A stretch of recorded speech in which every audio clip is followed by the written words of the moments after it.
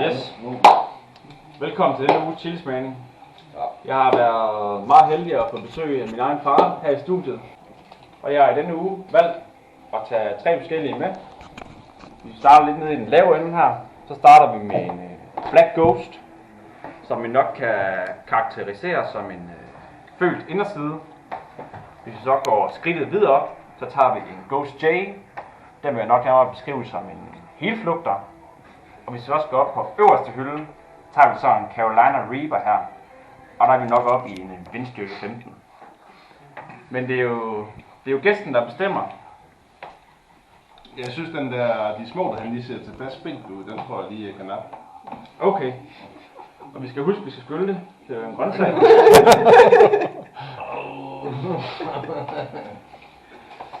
Så kommer det.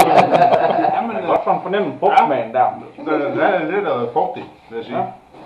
Og så, når man så lige får den kørt lidt bagud, så kan man godt mærke, at der begynder at komme lidt styrke. Jo. Så kommer det til helt af.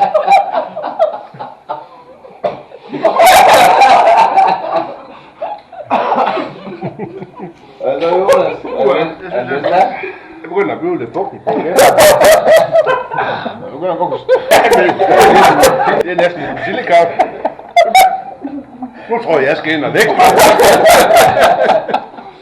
Hvis du skal først opsætte ud af vinduet, så. Ej, for